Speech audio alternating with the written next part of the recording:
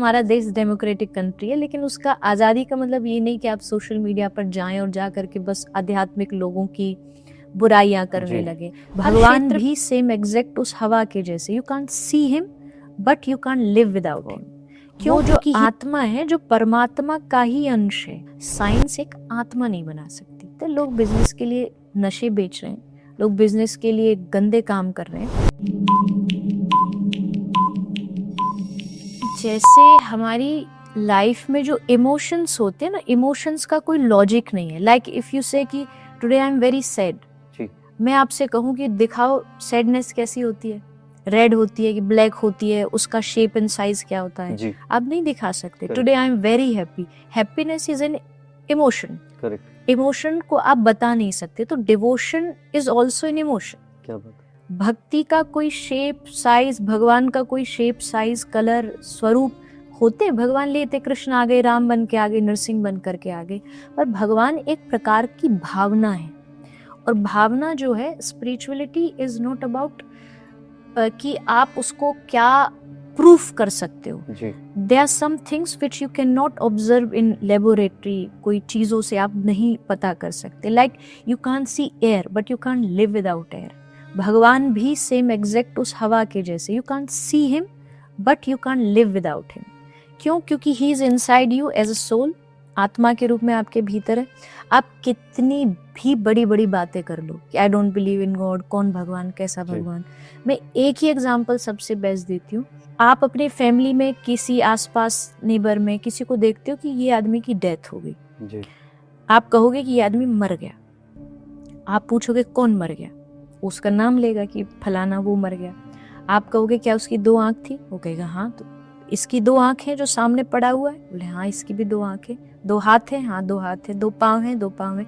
फिर मरा कौन? 2 आंख वाला, 2 हाथ वाला, एग्जैक्ट वही बॉडी उसकी सामने रखी है।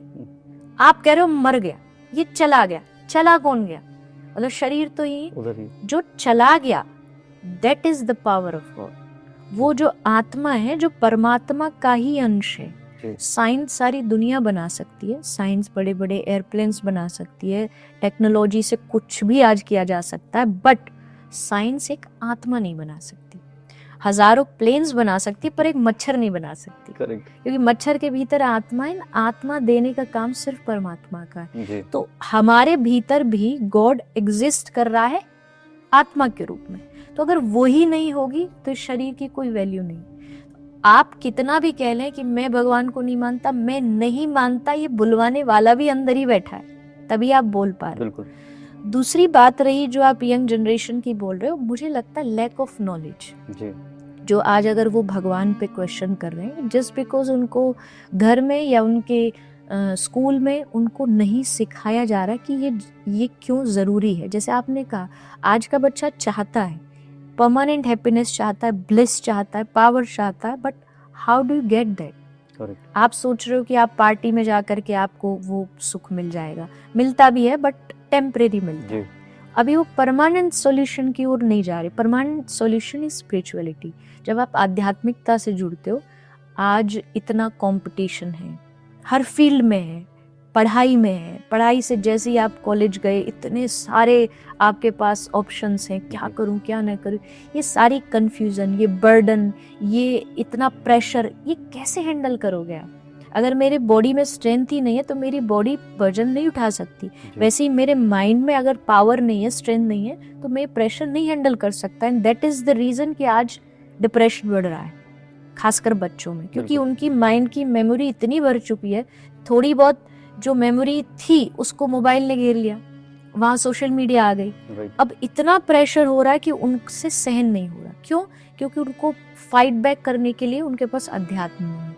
तो मैं तो यही कहूँगी, कोई भी बच्चा हो, कोई भी यंग जनरेशन हो, बूढ़े हो, कोई भी हो, सबके लिए अध्यात्म तो दवाई का काम करती है।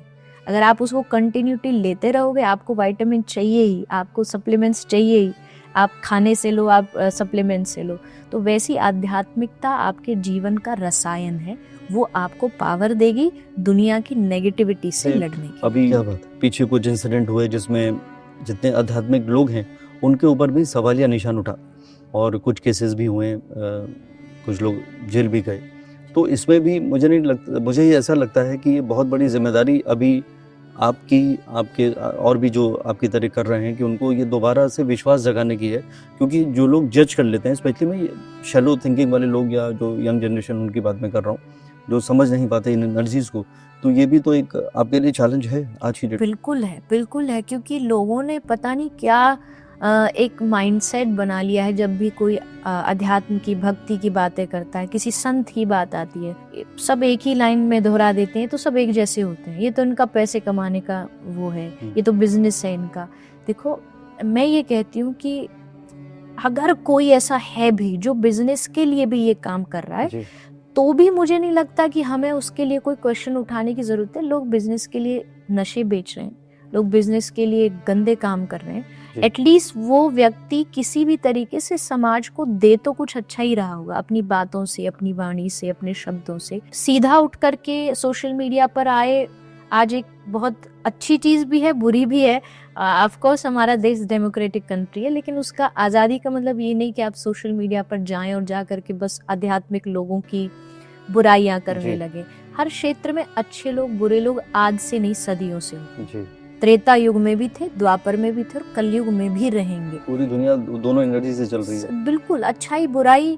अगर आप किसी नेता को ही कह दें भाई सभी नेता बुरे होते, नहीं, अच्छे भी होते। आप आध्यात्मिक गुरुओं को कह दें सभी ऐसे होते, और उल्टा मुझे तो लगता है ऐसा बोल के आप अपनी जो थोड़ी बहुत आपने कमाई की है एनर्जी आध्यात्मिकता की, वो भी खराब कर देते हो। क्योंकि शास्त्र कहता है जब आप किसी अच्छे व्यक्ति की, साधु व्यक्ति की बुराई, निंदा करते हैं, उसके सारे पाप आपके ऊपर आते हैं। बिल्कुल। तो आप मतलब निंदा करने का मतलब आप अपनी जिह्वा से उसके पापों को धो के अपने ऊपर ले रहे हैं। जी। तो इससे ज्यादा अच्छा ये कि अगर आपको नहीं भी पसंद आ रहा तो आप थोड़ी दूरी बनाओ, जहाँ आपकी रुचि है वहां जाओ, लेकिन एटलीस्ट क्रिटिसाइज ना करें। और खासकर आप जिस धर्म में पैदा हुए हो, आपका काम है अपने धर्म को आगे बढ़ाना। अब आप अपने ही धर्म को जाकर के खुल्लम खुल्ला बाजार में हंसी उड़ाते हो, मजाक उड़ाते हो, इससे जो दूसरे लोग हैं वो भी कहीं ना कहीं उसका फायदा उठाते हैं। मुझे लगता है बच्चों को, युवाओं को संतों की, आध्यात्मिक लोगों की महिमा को जानना चाहिए और प्रेज करना चाहिए उस चीज।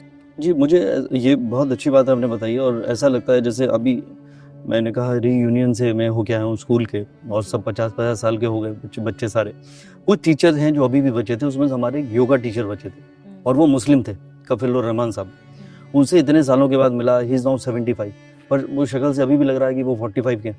तो उन्होंने जो योग को अपनाया और जिस तरह से उन्होंने मुझसे बातें करी, सब आध्यात्मिक बातें करी, मतलब मुसलमान होने के बावजूद सारी बात उन्होंने सनातन की करी, ब्रीदिंग की करी सारी। तो ये जरूर अनफॉर्चुनेट है कि हम उस दौरान नहीं सीख पाए, हमने उसको सीरियसली नहीं लिया। लेकिन अब बचपन में कोई नहीं लेता, बचपन में उनको लगता है कि ये हम पे लेक्चर दे रहे हैं, लेकिन बाद में जाके वो चीजें समझ आती है कि ये जीवन में कितनी जरूरी थी। हर चीज, मुझे लगता है ये कैमरा चल रहा है, इसको चार्ज करना पड़ता है, आपका लैपटॉप चार्ज होता है, हमारा फोन चार्ज होता है, ये लाइट चार्ज होती है, तो ये ह्यूमन बॉडी बिना चार्जिंग के कैसे चले? बहुत सुंदर बात।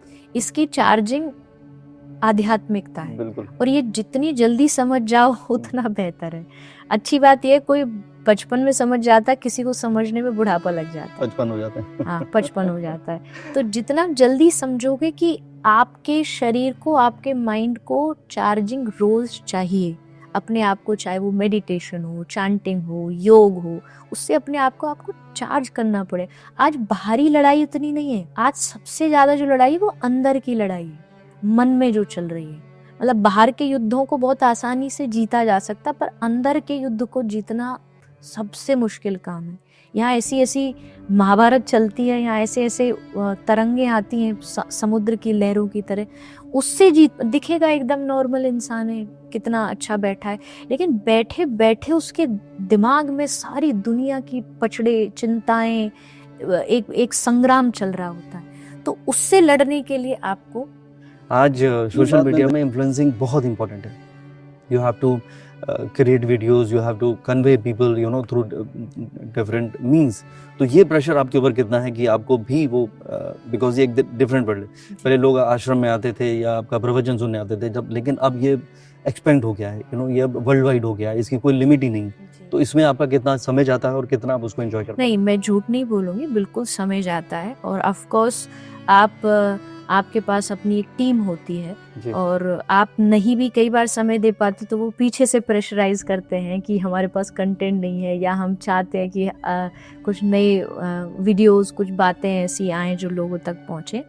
समय बिल्कुल थोड़ा जाता है, लेकिन मुझे लगता है ये भी टाइप ऑफ एक लोगों के जीवन को बदलने का, क्योंकि आध्यात्मिकता का मतलब है जीवन बदलना। कथा भी हम क्यों करते हैं, प्रवचन हम क्यों करते हैं? अगर 1000 लोग वहाँ आ रहे हैं, शायद 1000 ना बदले, पर उसमें से अगर 10 भी अगर हमारी बात को कोई सुन ले, मान ले, और नॉट जस्ट वो लोग, मैं तो कहती हूँ जो खुद भी प्रवचन कर रहा है वो भी कोई परफेक्ट नहीं है, वो भी इसी प्रोसेस में है, एक जर्नी को जी रहा है कि मैं लोगों को बताऊं और खुद भी सीखूं कि ये मेरी लाइफ में कमी है, मैं इसको ठीक करूं। जी तो एग्जैक्ट वही हम चीज़ सोशल मीडिया के माध्यम से आज कर पा रहे हैं, बट ये एक बहुत ज़्यादा अच्छा माध्यम है, क्योंकि हम कथा करते हैं तो एक लोकली आसपास के लोग, लिमिटेड लोग होंगे। जी जी हमारी बातें जब आज एक रील डलती है, मिलियंस ऑफ मिलियंस लोग उसे सुन रहे हैं, देख पा रहे हैं, तो इसका मतलब है कि ये हमारा एक पार्ट ऑफ प्रवचन है जो हम लोगों तक पहुंचा रहे हैं। जी समय हम देते हैं, लेकिन उस समय का हमें पता है उपयोग बहुत अच्छा होगा,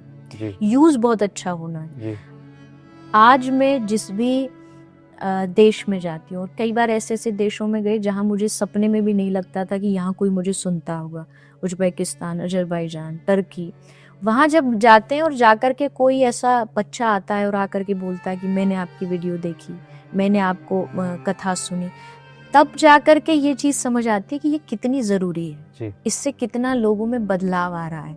हमने एक चीज़, आपकी एक वीडियो देखी, हमने नॉन वेज खाना छोड़ दिया, हम कोई गलत काम करते थे वो छोड़ दिया, तो ये चीज़ें लोगों को बदल रही हैं। इसका मतलब है ये एक सोशल मीडिया का ये पॉजिटिव पार्ट है। एब्सोल्युटली। तो ये होगा तो इस सोशल मीडिया का फायदा है, नहीं तो फिर नेगेटिविटी अगर करते रहेंगे तो फिर क्या वो भी टाइम पास हो गया लोगों का, ट्रोलिंग टाइम पास हो गया। हर आज आप देखो ट्रोलिंग की आप बात करें तो मतलब क्या नहीं कहते लोग, क्या नहीं छोड़ते लोग, लोगों के थोड़ा बहुत जिनका नाम है उनके घर में घुस के, जीवन में घुस करके।